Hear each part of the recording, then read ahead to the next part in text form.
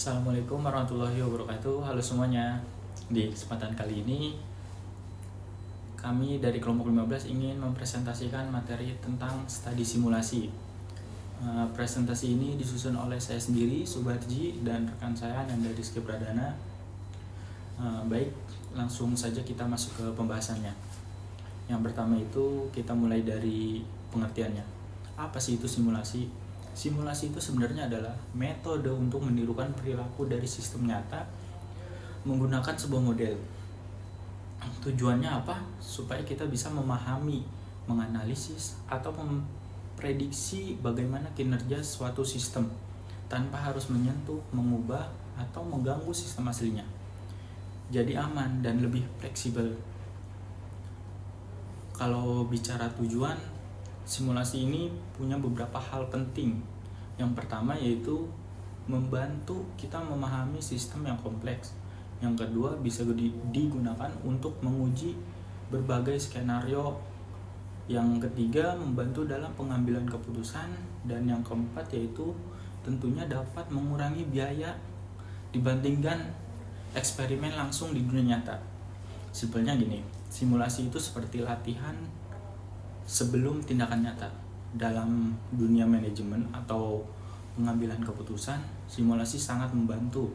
Dengan simulasi kita bisa menilai beberapa alternatif keputusan tanpa risiko besar. Selain itu, data dari simulasi juga lebih akurat sehingga keputusan jauh lebih terukur.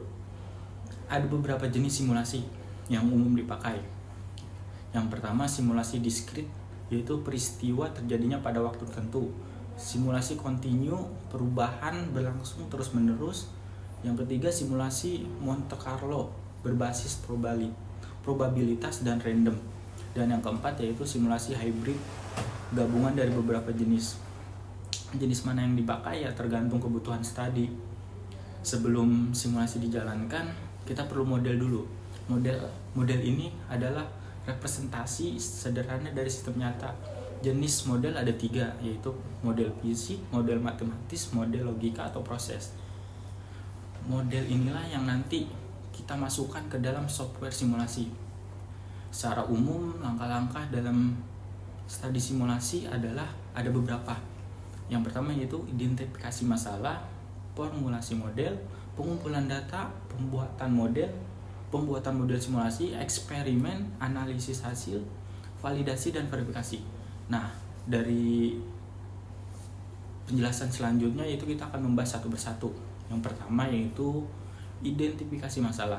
Di tahap ini kita melihat sistem yang ingin diteliti, misalnya antrian pelanggan, proses produksi, atau lalu lintas. Lalu menentukan apa masalah utama yang ingin diselesaikan. Contohnya antrian panjang atau pelayanan yang lambat. Setelah masalah diketahui, kita mulai membuat model. Model ini bisa berupa asumsi, persamaan, atau diagram alur yang menggambarkan sistem nyata.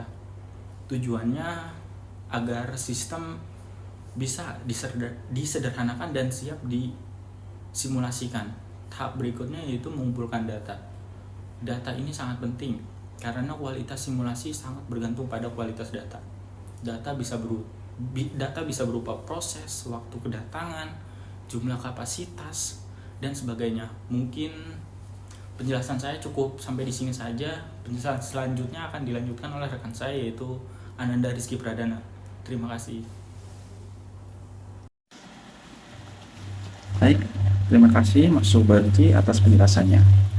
Materi selanjutnya akan dibacakan oleh saya, Ananda Rizky Pradana. Untuk tahap berikutnya adalah mengumpulkan data. Data ini sangat penting karena kualitas simulasi sangat bergantung pada kualitas data. Data bisa berupa waktu proses, waktu kedatangan, jumlah kapasitas, dan sebagainya. Untuk selanjutnya, implementasi model. Setelah data lengkap dan model disiapkan, kita masuk ke implementasi model. Di tahap ini, model dimasukkan ke software simulasi seperti Arena, AnyLogic, Simulx, NetLogo, hingga Python atau SimPy. Software ini akan menjalankan simulasi berdasarkan model yang kita buat. Untuk materi selanjutnya yaitu eksperimen simulasi. Nah, setelah model siap, kita mulai eksperimen. Tujuannya untuk melihat apa yang terjadi kalau kita mencoba berbagai skenario. Contoh, bagaimana kalau teller ditambah? Bagaimana kalau mesin diperbanyak? Bagaimana kalau durasi lampu lalu lintas diubah? Untuk selanjutnya, analisis hasil. Analisis dari eksperimen, kita dapat hasil berupa angka dan grafik. Di tahap analisis, kita mencari arti dari data tersebut. Contohnya, berapa rata-rata waktu tunggu, apakah output meningkat, apakah bottleneck berkurang. Untuk tahap selanjutnya yaitu validasi dan verifikasi. Model yang sudah kita buat harus dicek terlebih dahulu. Ada dua proses pengecekan, yaitu satu, verifikasi, yaitu mengecek apakah model dibuat tanpa error. Yang kedua, mengecek apakah model benar-benar sesuai dengan kondisi nyata. Nah, kalau dua-duanya lolos, model siap dipakai untuk keputusan. Untuk tahap selanjutnya, perangkat lunak simulasi. Ini adalah beberapa software simulasi yang populer. Ada Arena, AnyLogic, MATLAB, Simulink, NetLogo, dan Python dengan SIMPy. Masing-masing punya kelebihan, tinggal disesuaikan dengan jenis proyek yang dikerjakan. Untuk tahap selanjutnya yaitu keunggulan simulasi. Beberapa keunggulan simulasi. 1. Bisa menganalisis sistem kompleks. Yang kedua, tidak mengganggu sistem asli. Yang ketiga, lebih murah dan aman. Yang keempat, bisa mencoba banyak skenario. Makanya, simulasi banyak dipakai di industri dan penelitian. Untuk tahap selanjutnya yaitu keterbatasan simulasi.